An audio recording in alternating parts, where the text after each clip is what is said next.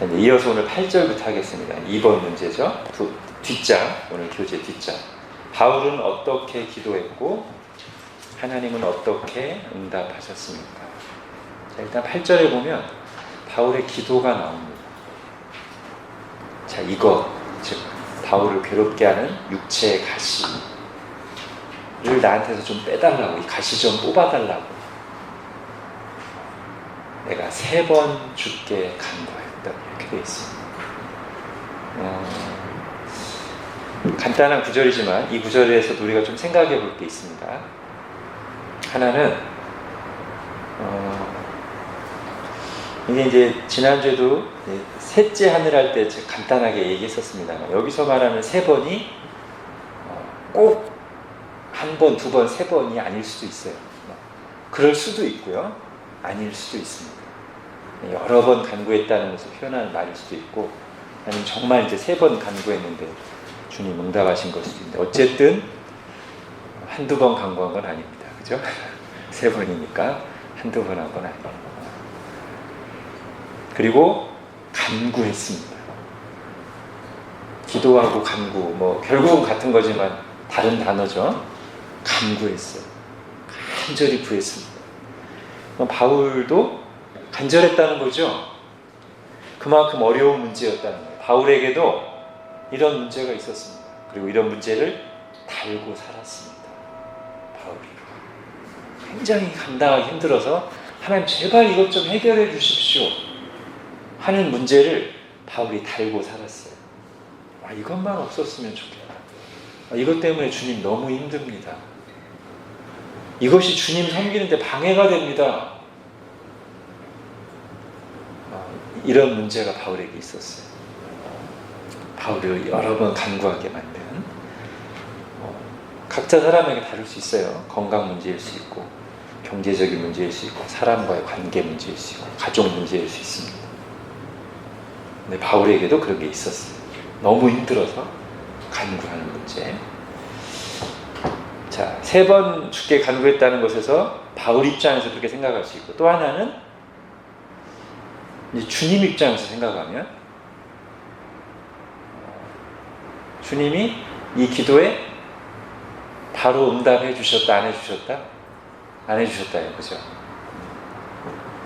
이제 응답은 하긴 하시는데 그 응답 자체도 바울이 원하는 방식은 아니었지만, 어쨌든 그 말씀으로 응답하는 것조차도 바로 해주시지 않았던 거예요. 그죠? 3번 간구하니까 응답하셨으니까 바울이 첫 번째 이 문제를 가지고 주님 너무 힘듭니다, 제발 도와주십시오 했을 때 말씀조차 없었어요. 말씀으로 응답하는 거죠. 그 다음에 또 간구했는데 그 다음에도 뭐 가타부타 이것을 해결해 주시던지 아니면 이것을 해석하는 말씀을 주시던지 그거 없었어요. 2번째까지. 그죠? 바울은 너무 힘들어서 3번 간구했는데 주님께서는 그 문제에 바로 응답해 주지 않으셨습니다. 왜 그럴까요? 여기 뭐 성경, 이 본문에는 안 나오지만 우리가 그냥 성경이랑 우리의 그런 일반 은총으로 얻은 지혜를 생각하면 대략 이렇게 예상됩니다. 왜 하나님은 바울의 고난의 문제에 대해서 즉시 응답해 주지 않으십니까? 그것이 가시를 뽑아주는 것이든 아니면 가시를 해석해 주시는 간에 무르익게 하기 위해서 또는 깊이 새겨주시기 위해서. 우리는 어떤 사람들이냐면 쉽게 얻은 것, 쉽게 받은 것, 쉽게 응답된 것들에 대해서 깊이 감사하고 오래 붙들고 있을 사람들이 별로 아니에요. 우리가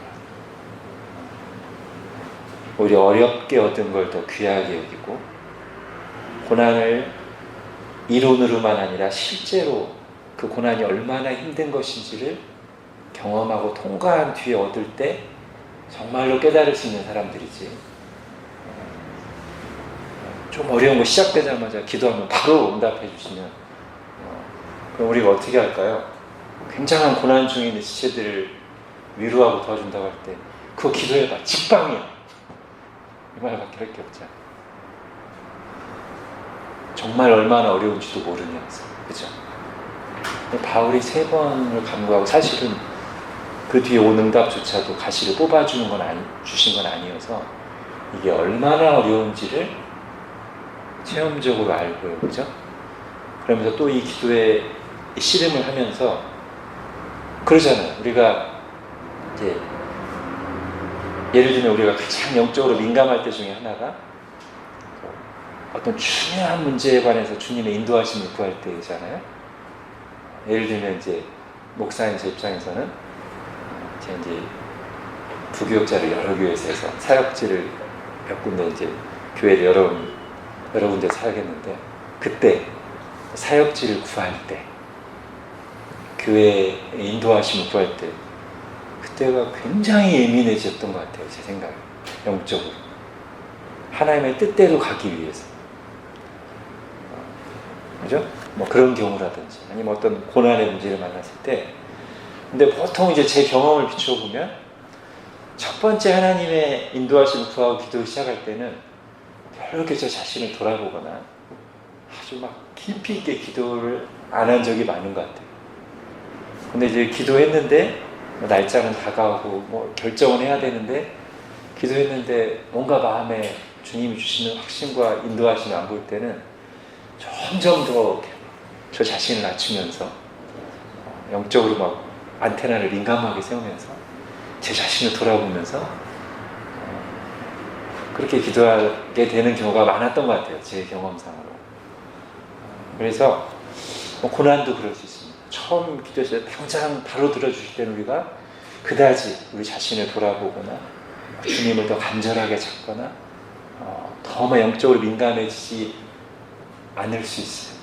근데 내가 기도했는데 응답이 없으면 더 예민해지고 더 자신을 낮추고 더 막 말씀에 귀 기울이고 이 일에 담긴 의미가 뭔가에 대해서 계속 더 궁리하고 생각 없는 그리스도인이 되면 안 되잖아요. 이것에 대해서 굉장히 고민도 많이 하고 그러면서 내 생각의 깊이가 고민의 깊이가 자신을 돌아보고 주님을 찾는 갈망의 깊이가 더 깊어졌을 때 주님의 말씀이 딱 떨어지면 굉장히 깊이 흡수되면서 더 오래도록 더 깊은 깨달음을 주고 더 오래도록 남는 것 같아요. 그런 의미가 있을 것 같습니다. 다 이해할 수는 없지만. 자, 또 하나 생각해 볼 것은 자, 바울이 이제 세 번 또는 그 이상 간구해서 드디어 주님으로부터 응답이 왔죠. 9절에. 바울은 이제 응답될 때까지 기도한 거죠. 그 응답이 문제가 해결되는 것이든 아니면 그 문제를 해석하는 하나님의 관점을 듣는 것이든 그래서 내가 그 문제를 바라보는 태도와 관점이 바뀌게 되는 것이든 간에 그 둘 중에 하나가 이루어질 때까지 기도한 거죠. 바울이 간구한 거죠. 여러분 좀 새삼스럽습니다만 바울이 쓴 서신서를 보거나 아니면 바울이 등장인물로 나오는 사도행전을 보면 바울은 정말 기도의 사람입니다. 그죠? 그가 전심으로 본받은 예수 그리스도도 기도의 사람이시죠. 그죠? 그리고 바울에게서 절대적인 영향을 받은 것으로 보이는 누가, 그죠? 누가복음을 쓰고 사도행전을 쓴 누가도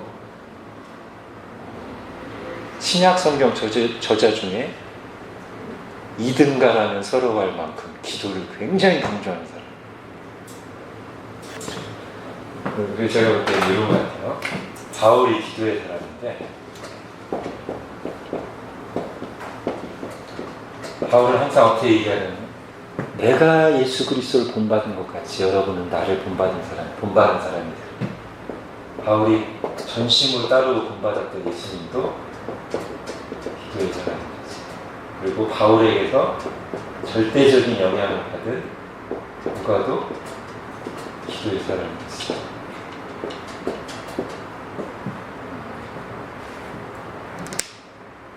자, 우리가 만약에 예수 그리스도나 바울의 영향을 받은 사람들이면 마땅히 그래야 되는데 어떤 사람이 돼야 돼요?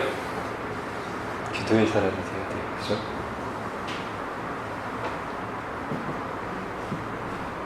믿음의 사람이면서 기도의 사람이 아닌 경우는 없습니다. 신실한 믿음의 사람들은 다 기도의 사람들입니다.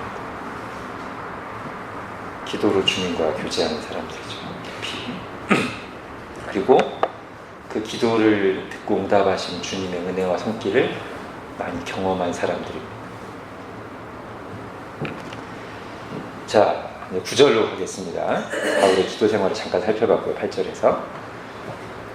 자, 주님의 응답이 드디어 나왔고요. 이게 이제 고린도후서에서 가장 유명한 구절 중에 하나인데, 나에게 이르시기를 내 은혜가 내게 족하도다. 이는 내 능력이 약한 데서 온전하여짐이라 하신지라. 예, 주님의 이번 기도에 대한 주님의 응답은 문제를 원하는 대로 해결해 주는 것이 아닌 그 문제를 바라보는 관점을 바꾸게 해주시는 거예요. 그러면서 이렇게 말씀하십니다. 내 은혜가 내게 족하다. 내 은혜가 너한테 충분하다.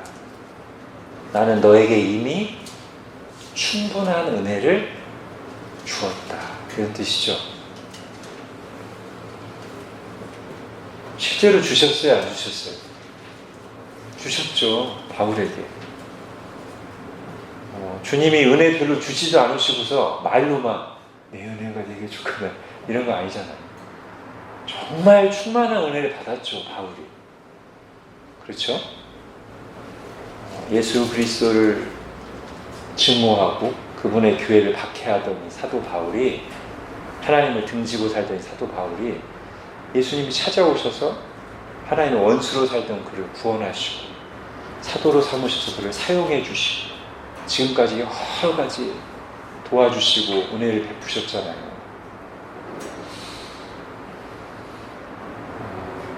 근데 왜 새삼 이런 말씀이 필요할까요? 내 은혜가 내게 족하도다.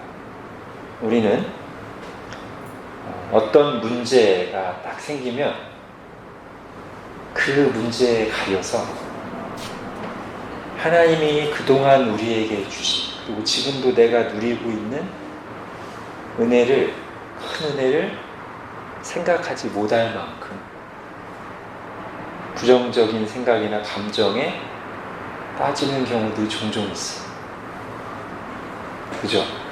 여러분, 구약 민수기 한 지 얼마 안 됐으니까 광야 이스라엘 한번 생각해 보세요. 정말 엄청난 은혜를 받고 나왔고, 그죠? 400년 동안 노예 생활하던 곳에서 하나님의 권능으로 해방됐어요. 그리고 하나님이 홍해를 가르고 그들을 인도하셨어요. 불기둥과 구름기둥으로 인도하시고 그날 아침에도 아무것도 없는 광야에서 만나를 먹었어요. 엄청난 은혜를 받았고 지금 그날도 은혜 가운데 살고 있는 날이었어요. 근데 길이 험하다든지 당장 먹고 싶은 뭐가 없다든지 이러면 이스라엘이 어떻게 반응했죠?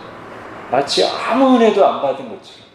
그리고 지금 내가 가진 이 문제에 비하면 이거 해결 안 되면 그동안 주님이 주시는 건 다 필요 없다는 식의 반응.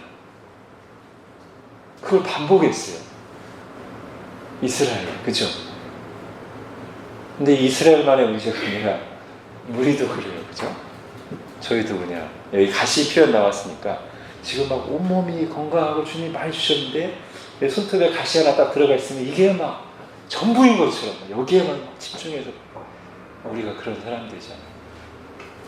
저도 그럴 때가 종종 있는 것 같아요. 잘 이제 한 걸음 떨어져서 잘 생각해 보면 정말 은혜를 많이 받았어요. 제가 감사할 게 너무 많아요. 근데 이게 어떤 한 문제가 그냥 제 마음을 부정적으로 가득 채워서 뭐 주님의 은혜는 생각도 안 나고 굉장히 막 나의 앞날에 대해서 부정적이 되고 하나님에 대해서도 막 그다지 감사하는 마음이 안 들고 그럴 때가 종종 있어요. 그럴 때 이제 주님이 깨우쳐 주시는 거죠. 우리 막 뭐 달라고 막 이거 해결해 주지 않으면 큰일 나요. 이럴 때 우선 정신 차리도록 내 은혜가 되게 족하다. 감사해라. 너 많이 받았어. 그리고 넌 지금도 내 사랑 안에 있어. 감사해. 눈에 보이는 그 문제 하나 때문에 그냥 은혜고 보고 하나님이고 보고 다 없는 것처럼 그러지 말고 내 은혜가 되게 좋게 감사해. 이렇게 깨우쳐 주시는 거예요. 그죠? 자, 그러면서 이제 이 바울에게 있는 고난의 문제에 관해서 특별한 가르침을 주시죠. 이는 내 능력이, 하나님의 능력이 약한 데서, 인간의 약함 가운데서 온전해진다. 하나님의 능력이 인간의 약함 가운데서 온전해진다.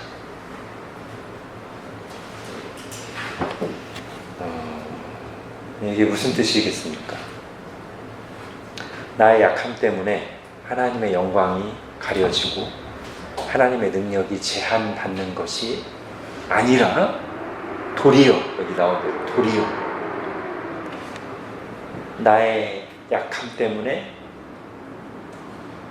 하나님의 영광이 더 찬란하게 빛나고 나의 약함 때문에 내가 하나님과의 관계를 더 바르게 할 수 있으며 그런 나의 약함 때문에 하나님의 능력이 나와 함께한다. 자, 이걸 조금 이제 적용을 할 수 있기 위해서 둘로 한번 나눠서 생각해 볼게요. 내 능력이, 하나님의 능력이 인간의 약함 가운데서 온전해진다. 이거를 적용 관점 두 가지로. 첫 번째는 사람이 약할 때 겸손히 하나님을 의지하죠. 약함이 어떻게 하나님의 능력을 온전하게 하냐면 약함이 우리로 겸손히 하나님을 의지하게.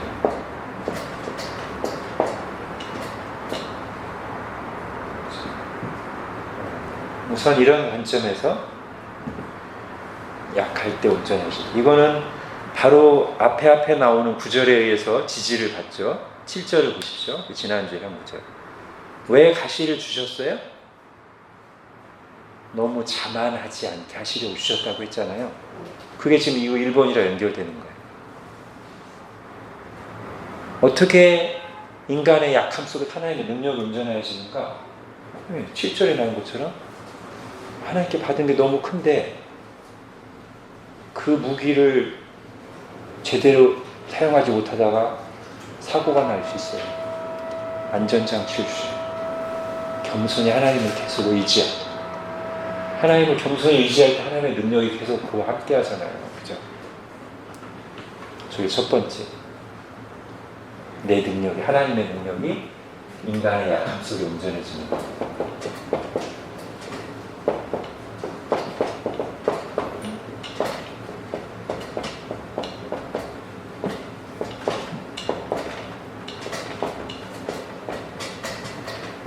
두 번째는 뭘까요? 두 번째. 어떻게 인간의 약함 속에 하나님의 능력이 온전해지죠?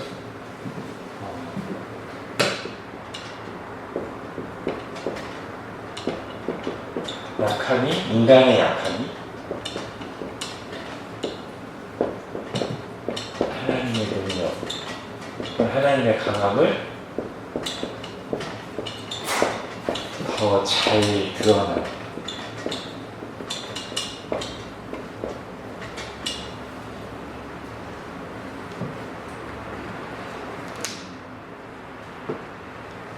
사람이 막 뭐 능력 있게 잘하잖아요. 그럼 주변 사람들이 어떻게 생각해요? 아, 그건 당신이니까 잘하는 거지. 그 사람에게 능력이 있는 거지. 근데 누가 봐도 별로 이렇게 대단할 거 없는데, 참 약한데, 그걸 통해서 막 사람들이 예수님 믿고 변화되고 이게 역사가 일어나고 그러면 하나님 능력이 더 잘 드러나잖아요. 그죠? 예를 들면 이제 우리가 듣는 간증들 중에 이런 게 있겠죠. 어떤 사람이 최고의 컨디션일 때, 막 최고의 환경에서 훈련받아서 대회 나가서 좋은 성적을 거뒀어요. 그러면은 그가 이제 하나님께 기도하면서 했더라도 본인 자신도 어떻게 생각하기 쉽고 주변에서도 어떻게 생각하기 쉬워요? 아, 저 사람은 최고의 코치진한테 최고의 환경에서 훈련을 받았고 마침 대회 나갔을 때 컨디션이 최고였어. 그러니까 입상했지. 이렇게 해석하기 쉽잖아요. 하나님이 도와주셨음에도 불구하고. 근데 어떤 경우에는 여러 가지로 뭐가 안 맞아서 제대로 연습도 잘 많이 못했어요. 이것저것 뭐가 안 맞아서. 그리고 막 엎친 데 덮친 격으로 컨디션도 안 좋았어. 그래서 막 나름대로 고군분투하면서 하나님께 막 매달려서 기도했는데 생각지도 않은 성적이 좋게 나왔어. 그러면 본인이나 주변 사람들이 어떻게 생각해요? 이야, 이건 진짜 순전히 하나님의 은혜다. 네, 그러니까 예를 들면 이런 거랑 비슷한 거죠. 인간의 약함 속에 하나님이 하셨다는 게 저 사람의 힘으로 한 게 아니라 하나님이 하셨다는 게 더 잘 드러납니다. 그래서 저 주님이 하신 말씀을 좀 더 적용적으로 생각하면 이렇게 두 가지로 나뉘어서 생각할 수 있겠습니다. 그러면서 요 주님의 말씀 앞에 하나님의 능력은 인간의 약함 가운데서 온전해진다 라는 주님의 대답 앞에 우리가 굉장히 진지하게 질문하고 답해야 될 그 질문이 있어요. 묻고 답해야 될 질문이 있어요. 이게 뭐냐면 지금 내게 있는 모든 문제가 해결되었을 때 또는 내 삶에 어려운 문제가 없이 모든 것이 형통할 때 그때 우리는 고난 또는 문제가 있을 때보다 더 온전히 하나님의 은혜를 의지하며 믿음으로 살 것인가? 또는 그렇게 됐을 때 나를 통해서 하나님이 더 영광을 받으실 것인가? 이 질문을 진지하게 하지 않을 수 없어요. 주님이 이걸 지금 진리로 말씀하셨기 때문에 그죠? 지금 제가 던진 이 질문에 대해서 주님 자신은 뭐라고 대답하시는 셈이냐면 아니? 라고 대답하시는 것 같아요. 나에게 지금 내가 힘들어하는 모든 문제가 해결됐을 때 그리고 내 삶에 내가 힘들어할 만한 아무 문제가 없이 형통할 때 그때 나는 지금 이렇게 이 문제가 있을 때보다 더 하나님을 온전히 의지하고 믿음으로 살 거야. 그리고 그런 나를 통해 하나님 영광을 받으실 거야. 에 대해서 주님은 아니라고 말씀하시는 것 같죠. 지금 이 말씀 아닌가요? 그래도 역시 문제가 해결되면 좋죠, 그렇죠? 맞아요. 저도 문제가 해결됐으면 좋겠어요. 근데 하여튼 저희가 이번에 이걸 묵상하면서 이 질문을 굉장히 진지하게 생각하게 됐습니다.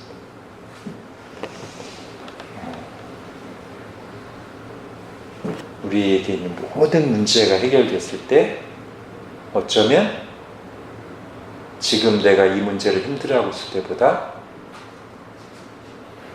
영적으로는 하나님과의 관계에 있어서는 더 안 좋을 가능성이 크다. 주님이 그렇게 말씀하시는 거죠. 이는 내 능력이 약한 데서 온전해지니라. 바울은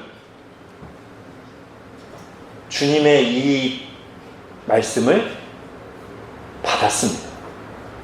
어떻게 받았냐면 그래요? 그럼 제가 지금 이 가시 문제, 제가 힘들어하는 이 문제가 해결되고 저한테 어려움이 전혀 없을 때가 영적으로는 더 안 좋을 수 있다는 주님의 말씀을 받았어요. 그래서 더 이상 이 문제를 해결해 달라고만 주님께 간구하는 것이 아니라 이제 어떻게 반응합니까? 9절에 도리어 크게 기뻐함으로 나의 여러 약한 것들에 대하여 자랑하겠다고 태도를 바꿉니다. 이게 이제 바울의 위대함이자 바울이 받은 은혜인데요. 이거 사실 어려워요, 그죠? 이렇게 하는 건 어려운 일이에요. 그러니까 이것도 은혜로 되는 걸 텐데, 맞아요. 이것도 은혜로 되기 때문에 우리가 이렇게 할 수 있게 기도해야 돼요, 사실.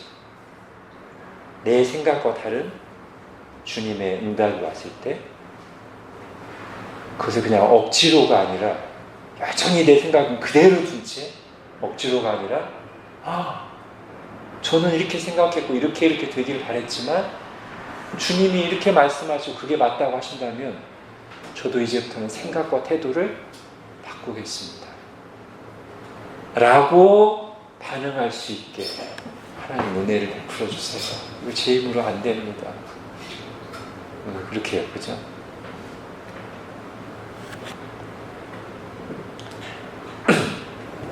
사실 지금 바울이 주님이 말씀하신 이 관점 있잖아요. 하나님의 능력이 인간의 약함 속에서 온전해진다. 이 관점을 여기 고린도서 12장에서 이 말씀 듣고 아멘 하고 받았다고 했는데 이게 여기만이 아니라 사실은 고린도 후서 전체에 걸쳐서 이 관점이 지배하고 있어요. 자기가 응답 이 말씀을 받았다고 한 것은 12장에서 얘기하지만 사실은 요 의식, 요 관점이 고린도후서 전체를 지배하는 바울의 관점입니다. 고린도후서에서 또 하나 유명한 구절에도 그게 나오죠. 고린도후서 4장 7절을 보십시오. 사실 요 12장하고 똑같은 내용이라고 할 수 있습니다.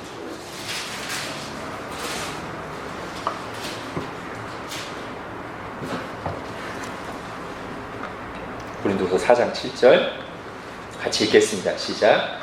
우리가 이 보배를 질그릇에 가졌으니 이는 심히 큰 능력은 하나님께 있고 우리에게 있지 아니함을 알게 하려 합니다. 지금 이 관점이 주님이 말씀하신 걸 자기에게 그대로 적용한 거라고 할 수 있어요.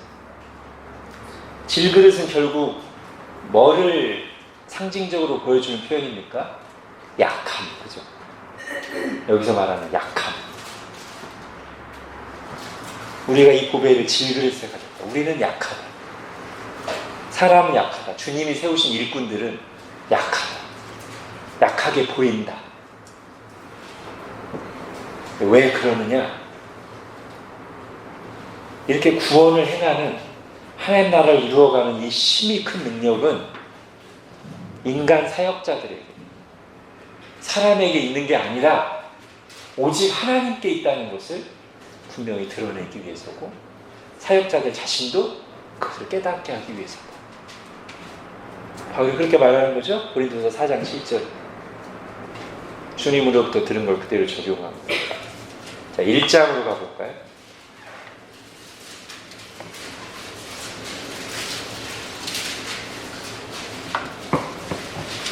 1장에도 똑같은 관점이 있죠. 1장 8절 9절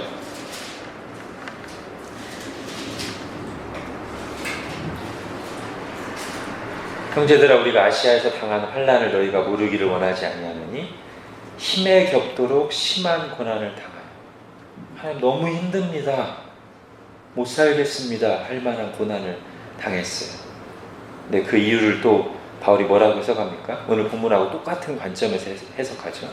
이는 우리로 자기를 의지하지 말고 오직 죽은 자를 다시 살리시는 하나님만 의지하게 하십니다.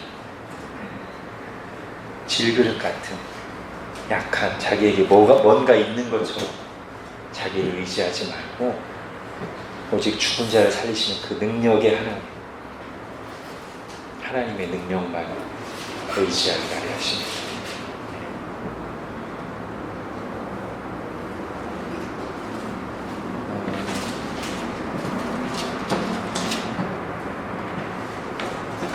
우리가 사실은 이런 관점 메시지를 항상 들어요, 그죠? 교회 안에서. 그런데도 참 이 생각을 바꾸기가 쉽지가 않아요.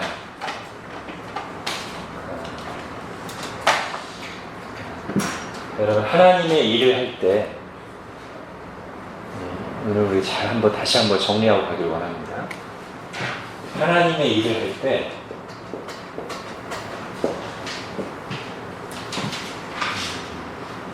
하나님의 일은 오직 뭐에 의해서만 열매를 맺냐면 하나님 자신의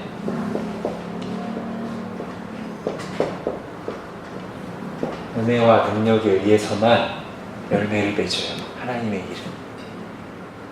아멘인가요? 근데 우리가 굉장히 구체적으로 잘 생각하고 적용해야 됩니다. 하나님의 일은 오직 하나님의 은혜와 능력에 의해서만 열매를 맺어요. 사람의 능력은 열매를 조금도 맺을 수 없습니다. 하나님의 은혜와 능력이 없습니다. 여기까지도 아멘인가요? 네. 사람의 능력은요,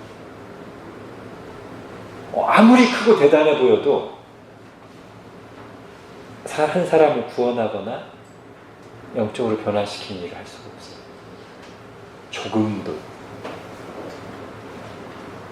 우리 속에 이게 남아있으면 안 돼. 그래도 뭔가 사람이 능력이 있어야지. 예. 그거는 이제 어떻게 해야 되냐면, 그거는 주님께 사용되는 도구입니다. 여기서 우리가 정리를 해야 돼요. 하나님이 사람에게 주신 사람의 능력과 은사와 소유를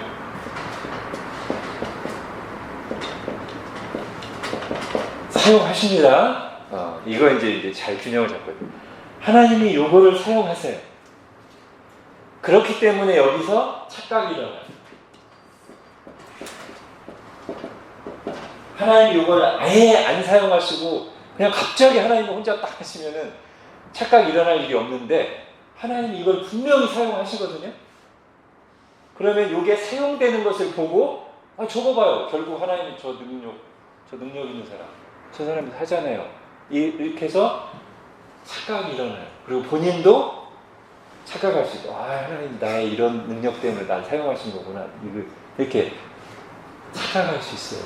하나님이 사용하시기 때문에. 근데 하나님 우리를 위해서 우리를 동역자로 삼으시고 사용하시는데, 이건 도구에, 하나님 사용하시는 도구에 불과하지, 여기에 사람을 구원하거나 변화시키는 능력은 조금이라도 있다 없다? 없어요. 이걸 잘 구분해야 돼요. 하나님이 사용하시는 거예요. 근데 여기는 전혀 능력이 없어요.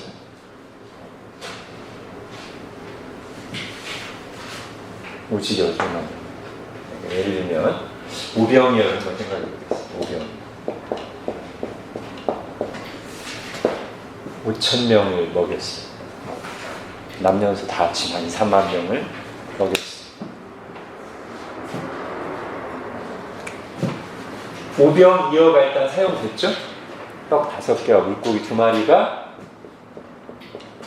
사용되었어요. 그러니까 쓰임 받았어요. 또 뭐도 쓰임 받았죠? 예수님이 제자들에게 500명씩 100명씩 그룹 지어서 앉혀라. 그리고 예수님 떡 주면은 제자들이 그거 가져다가 나눠줬죠. 그러니까 제자들의 순종과 수고가 사용됐죠? 그래서 5,000명이 먹었어요. 이거 잘 봐요. 이거를 잘 이해할 수 있는 틀이에요. 근데 사람들이 그때는 예수님이 이 땅에 계셨기 때문에 이 착각에 좀 덜 빠질 수 있어요. 그죠? 그래서 사람들이 예수님께 나왔죠. 근데 이제 예수님이 승천하시고 나서는 눈에 보이는 예수님은 안 계시죠? 눈에 보이는 건 누구밖에 없어요? 사람밖에 없어요. 인간 사역자들밖에 없어요. 그렇기 때문에 이 일이 일어날 때 누굴 보게 될까요? 하나님을 보게 되었어요. 사실 이 사람들은 쓰임받은 것에 불과하지 사람을 살리는 능력은 전혀 없는데 이 사건을 딱 보면 눈에 보이는 것은 이 사람들이 한 것 같은 거예요. 본인들도 자기들이 한 것 같은 착각에 빠졌어요. 착각. 이게 제가 지금 착각이라는 가벼운 단어를 썼지만 사실은 이거는 단순한 실수나 가벼운 잘못이 아니라 교만이고 주님이 받으셔야 될 영광을 찬탈하는 굉장히 무서운 죄예요. 이것은. 근데 그런 일이 일어나요. 그래서 우리가 이것을 아주 분명하게 마음속에서 정리하고 가야 돼요. 하나님은 이것 자체도 원래 하나님부터 온 거지만 하나님 이것을 사용하세요. 특히 어떤 걸 기쁘게 사용하실까요? 우리가 순종할 때 주님께 드릴 때 오병이어가 드려졌잖아요. 주님께 드려졌고 제자들이 순종했잖아요. 그걸 주님이 기쁘게 받으시고 사용하세요. 그것까지는 좋은 거예요. 드리는 것과 순종하는 건 좋은 거예요. 근데 그러고 나서 주님 제가 드렸고 순종했지만 저는 아무것도 아닙니다. I'm nothing 하면 참 좋을 텐데 그러고 나서 여기로 가면 잘하고 나서 굉장히 위험한 무서운 죄에 빠지는 게 된단 말이에요. 그래서 주님이 지금 바울에게 뭐 주신 거예요? 이거 두 개를 분명히 구분하면서 이것만 의지하게 하려고 안전장치인 가시를 주셨고 이건 정말 중요하고 우리가 잘 구분해야 됩니다. 이게 조금이라도 섞이거나 흐트러지면 우리 영적으로 굉장히 위험한 늪에 빠질 수가 있습니다. 나를 높이든지 아니면 다른 사람을 높이고 의지하든지 하나님께만 돌려줘야 될 영광 그럴 수 있어요. 중요하기 때문에 한두 개만 더 예를 들어보겠습니다.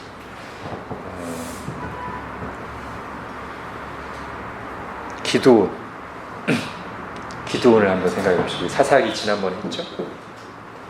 기도원과 전쟁할 때 주님께서 병력을 아주 그냥 파격적으로 줄이시면서 그 이유를 뭐라고 하십니까? 이 전쟁을 치르고 나서 제가 오늘 쓴 표현에 의하면 너희가 착각할까, 그죠? 너네의 능력으로 전쟁에서 승리했다고 착각할까봐 내가 인원수를 말도 안 되는 숫자인 300명으로 줄이는 거야. 기도는 알았어? 이스라엘 알았어? 주님이 그러시는 거잖아요. 그죠? 너희가 지금 전쟁에서 이기는 것은 오직 나의 은혜와 능력인 거지.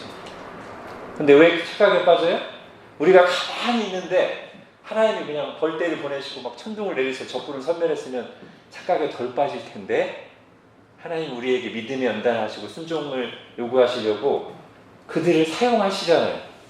이스라엘에게 나가 싸우라 하시고 이스라엘이 믿음으로 용기를 내서 아멘하고 나가 싸울 때 주님께서 그들을 사용하셔서 일하시잖아요. 주님이 기뻐하시고 일하시는 방식이에요. 근데 그때 저기에 끼어들 수 있다고요.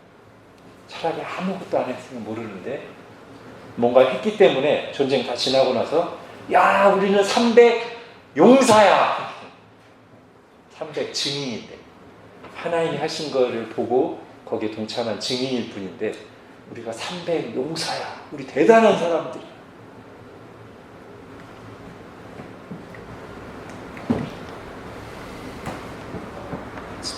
포로에서 귀환한 이스라엘에게 유다 백성들에게 하나님이 성전을 건축하라고 하시죠. 근데 이제 이스라엘 백성들이 처음에는 좀 하다가 어려움이 오니까 자기들 집 짓는 데 바빠서 이제 성전 건축 공사는 그냥 방치해놔요. 그때 하나님이 두 선지자를 보내시죠. 학개와 스가랴를 보내셔서 한편으로는 책망하시고 한편으로는 격려하시는 일을 계속 하세요. 그래서 그 선지자들을 통해 주신 말씀으로 이스라엘 백성이 회개도 하고 용기도 얻어서 결국 성전을 완공하거든요. 자, 그때 스가랴 선지자에게 주신 유명한 말씀이 있죠. 만군의 여호와께서 말씀하시되 이는 힘으로 되지 아니하며 능력으로 되지 아니하고 오직 나의 영으로 되느니라. 그죠? 이것은 인간의 힘과 능력으로 되지 아니하고 오직 나의 영으로, 성령의 능력으로 되느니라. 유다가 회복되는 일, 성전이 재건되는 일은 사람의 힘과 능력이에요. 하나님께서. 그런데 이때도 왜 그런 말씀을 하시냐면 이때도 사람들의 드리는 헌물과 수고와 순종을 사용하세요? 안 하세요? 사용하시죠. 그러니까 용기 내 사라고 그 말씀 주시는 거잖아요. 내가 할 거니까 용기 내. 성전 건축해. 한 거잖아요. 그래서 용기를 내서 해요. 하고 나면 또 어떤 생각, 착각에 빠질 수 있어요? 그래도 내가 뭐 냈으니까, 내가 수고했으니까 된 거지. 이렇게 착각할까봐 미리 성전이 완공되기 전에 말씀하시는 거예요. 이는 힘으로 되지 아니하고 능력으로 되지 아니하고 오직 나의 영으로 되느니라. 너희는 나에게 쓰임 받았으니까 감사해야지. 자랑하고 내 영광을 가로채지 말고 착각하지 말고 이렇게 말씀하시는 거죠. 굉장히 중요합니다. 하나님은 인간의 능력과 은사와 소유, 순종, 수고를 사용하십니다. 그게 하나님이 일하시는 방식이에요. 그러나 이것은 하나님이 사용하신 도구에 불과하지 거기에는 조금의 능력도 없다. 하나님의 일에 열매를 맺게 하는 조금의 능력도 없어요. 오직 하나님의 은혜와 능력만 하나님 나라를 이룹니다. 사람을 구원하고 변화시킵니다. 회개하게 합니다.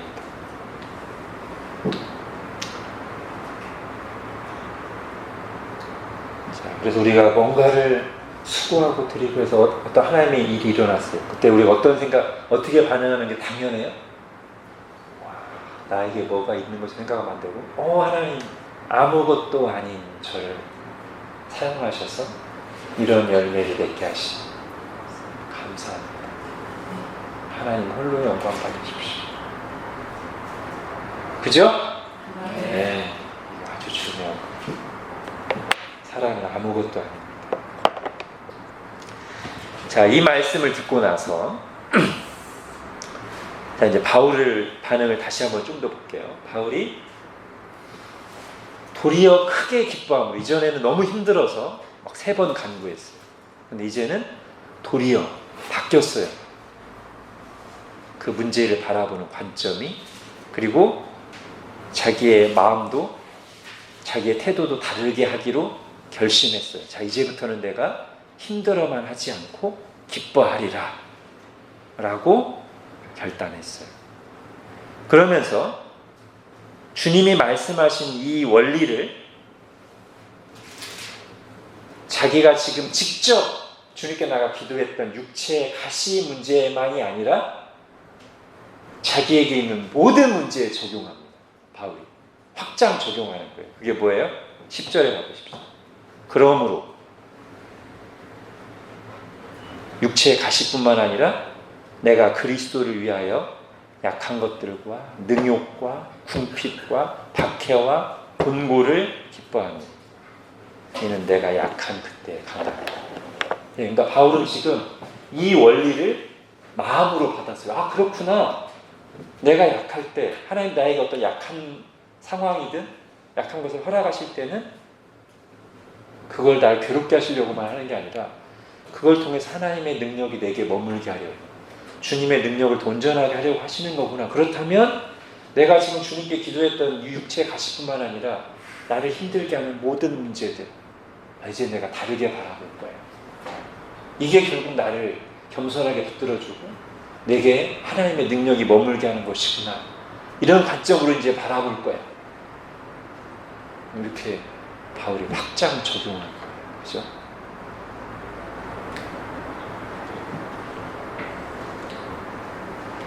아까도 말씀드렸듯이 이거는 주님의 은혜가 필요합니다. 그러니까 기도해야 됩니다. 주님, 제가 이렇게 반응할 수 있게 도와주세요. 은혜를 주세요.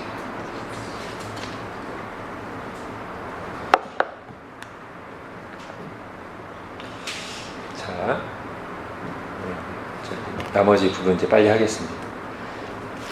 자, 그러면서요, 이제 11절에 바울이 이제 자기가 자랑한 이유에 대해서 다시 한번 정리해서 말한 뒤에 아직 바울의 말은 안 끝났습니다. 12절을 보십시오.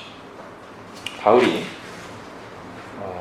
아주 객관적인 사도의 표를 얘기합니다. 자, 12절 같이 읽어볼까요? 시작. 사도의 표가 된 것은 내가 너희 가운데서 모든 참음과 표적과 기사와 능력을 행할 것이라. 예, 이거 잘 보셔야 됩니다. 제가 지난주에도 앞부분에 말씀드렸듯이 바울은 분명히 두 가지 목표가 있어요. 자신이 사도임을 분명히 드러내는 것, 그거에 대해서 의심하고 흔들리고 있는 고린도 교회들. 왜냐하면 그거 흔들리면 안 되거든요.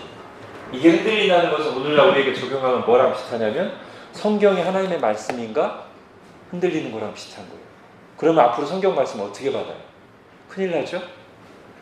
마찬가지로 지금 성경과 거의 성경과 같은 권위를 가진 게 당시의 사도들인데 하나님 신약 성경이 있기 전에 사도들을 통해서 교회에게 말씀하시고 교회들은 그 사도들의 전한 복음에 서 있었어야 되는데 사도권이 흔들린다는 것은 그 사도가 전한 복음에 대해서도 확신할 수 없게 되는 거기 때문에 굉장히 위험한 거예요.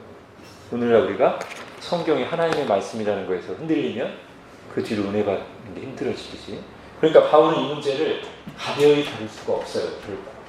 그래서 한편으로는 바울 자신이 사도라는 것을 분명하게 보여주는 것이고, 반복해서 계속 말씀드리지만 또 하나는 그러면서 정말 바른 사역자의 태도, 신자의 태도가 뭐냐면 자기 능력을 자랑하고 내세우고 외모를 보고 사람을 평가하는 게 아니라 오직 하나님의 능력만 의지하고 자기 약함을 자랑하는 것이 오히려 바른 사역자의 태도, 신자의 태도다. 이걸 말하는 거잖아요. 자, 그 약함에 대해서 쭉 얘기했고, 그러면서 마지막에 다시 한번 사도의 표를 얘기해요.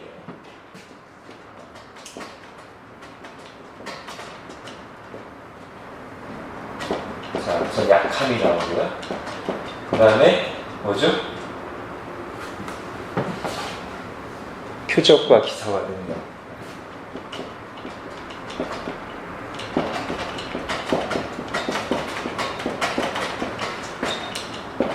바울이 이것을 사도의 표로 제시하고 있습니다.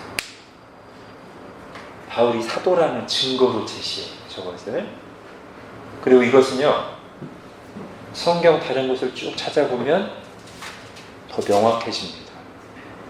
자, 우선 표적과 기사와 능력을 하기 전에 약함부터 할게요. 자, 바울 좀 약간 안 어울리는 것 같은데, 그죠?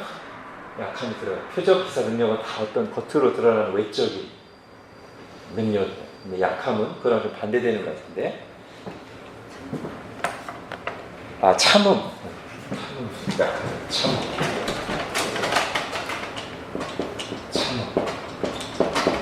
인내. 저 단어는 여러 가지 고난 속에서도 하나님의 일을 포기하지 않고 감당한 것을 말합니다.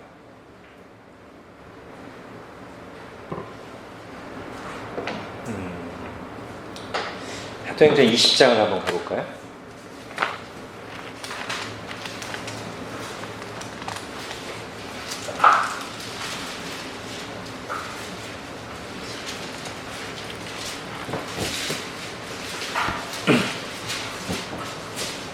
사도행전 20장.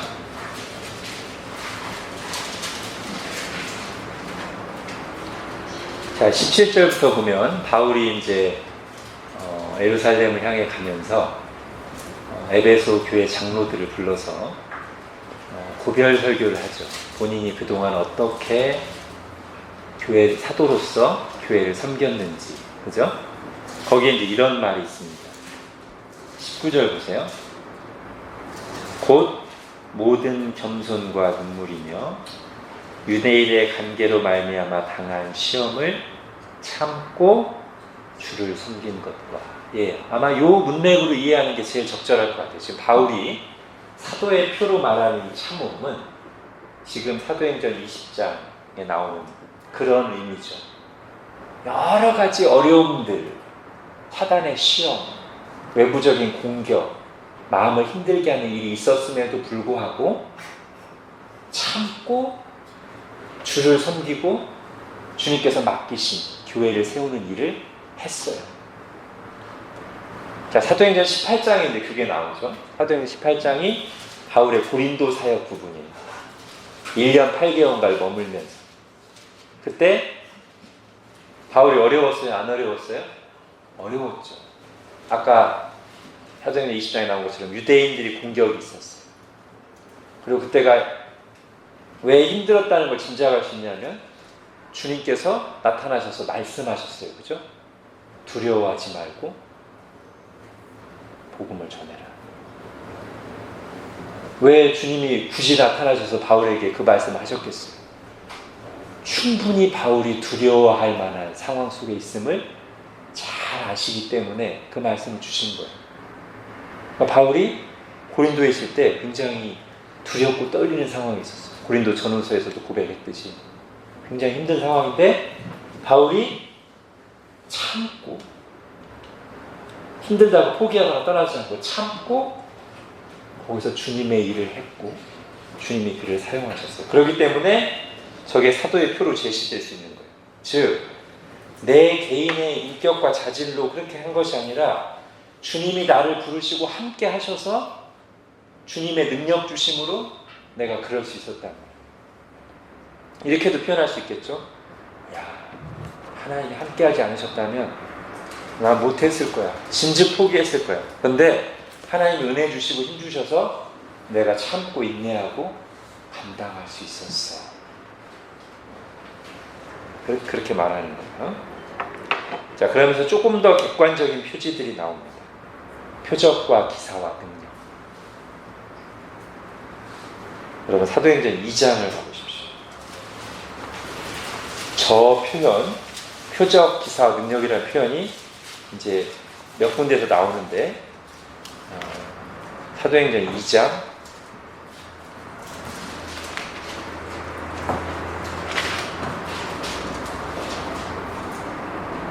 22절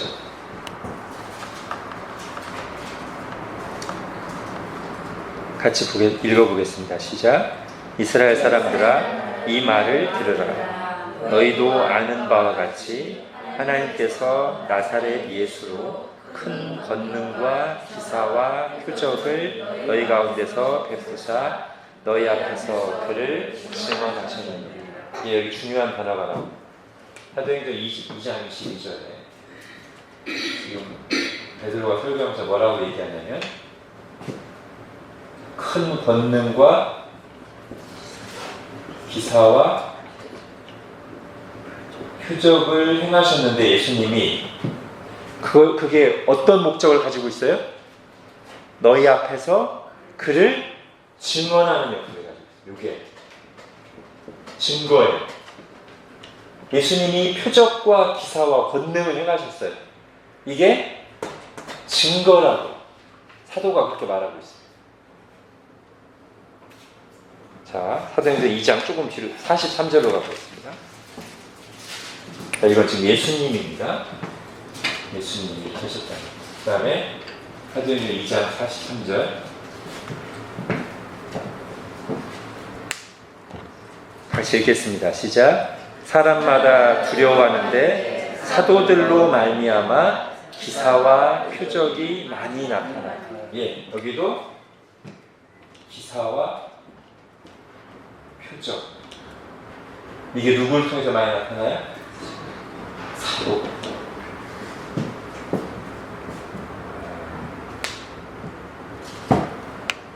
마가복음 3장 한번 가보겠습니다.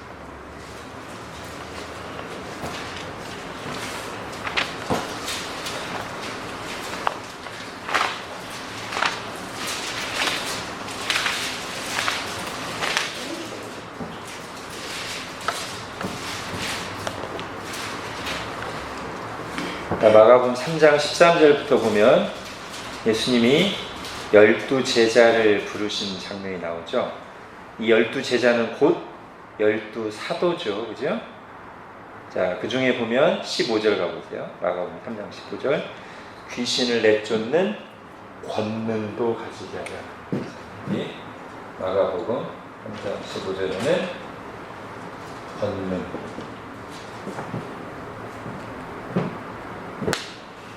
자, 한 군데만 더 보겠습니다. 로마서 15장입니다.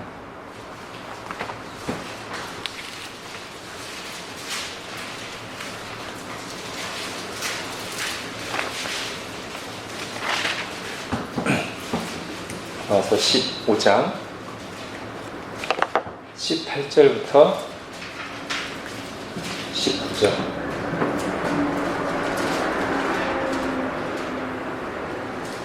이제 바울 자신을 얘기하는 거예요. 로마서 15장 18절부터 19절 제가 읽겠습니다. 그 단어를 여러분이 이제 나오면 주의 깊게 들으시면 돼요. 그리스도께서 이방인들을 순종하게 하기 위하여 나를 통하여 역사하신 것 외에는 내가 감히 말하지 아니하노라. 그 일은 말과 행위로 표적과 기사의 능력으로 성령의 능력으로 이루어졌습니다. 자, 여기 보면은 표적과 기사의 능력으로. 이게 지금 어떤 문맥에서 말하는 거냐면 하나님이 나를 사도로 임명하셔서 이방인들 가운데 복음을 전하게 하시려고, 즉 나를 사도로서 사용하신 것이 바로 요거다 이렇게 말하는 거예요. 그래서 여러분 이걸 보면 지금 이게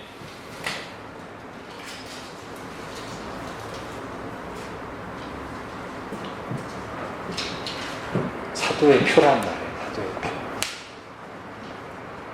표적과 기사와 능력.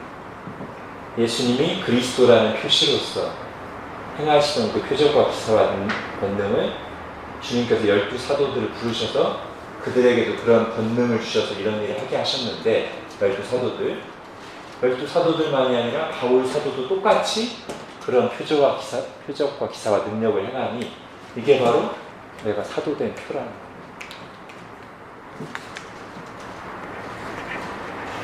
물론 저 능력은 바울 자신에게서 나오는 능력은 아니에요. 하나님의 능력이에요. 하나님의 능력이 하나님께서 특별히 세우신 일꾼인 사도들을 통해서 나타나는 거예요. 자, 이렇게 바울은 고린도 후서 11장부터 12장 13절까지 한편으로는 정말 자랑하기 원하지 않았던, 내키지 않은 혈통 얘기부터 해서 자신이 주님을 위해서 행한 모든 수고들, 자신의 약함, 그리고 정말 사도로서의 표인 계시와 표적과 기사와 능력까지 풀 패키지로 얘기했습니다. 그러면서 이것이 자칫 어떤 능력주의로 가거나 바울 사도를 크게 바라보지 않게 하기 위해서 바울이 그 속에 약함이라고 하는 그 메시지를 굉장히 비중 있게 다뤘죠. 그러니까 바울이 이렇게 말하는 거예요. 나 이거 이렇잖아. 나 사도 맞거든. 더 이상 이 부분에 대해서 의심하지 마. 그런데 내가 이런 걸 행했거나 어떤 계시를 받았다고 해서 절대 나를 크게 보지 마. 나는 약해. 하나님이 이런 약한 나를 사용하셔서 여러분을 구원하기 위해서 하나님의 일을 하시는 거야. 교회가 세워지는 일, 한 영혼이 구원받고 변화되는 것은 도구에 불과한 사람이 할 수 있는 일이 아니에요. 오직 하나님의 은혜와 능력으로 만드는 거예요. 바울이 하고 싶은 얘기. 그래서 정리하면 하나님 우리가 능력이 있어서 쓰시는 게 아닙니다. 하나님은 얼마든지 다양한 사람들 사용하시고 약한 자들을 통해서 일하십니다. 하나님께서 쓰시는 사람은 능력의 많고 적음이 아니라 하나님께 자신을 드린 사람들, 그리고 하나님만 의지하는 겸손한 사람들입니다. 그들을 통해 그들 개인의 능력이 아니라 그들과 함께 하시는 하나님의 은혜와 능력이 나타나는 것입니다. 그렇게 구원의 역사를 이루어 가시고 하나님께서 홀로 영광을 받으십니다. 네. 자, 여기까지 하겠습니다.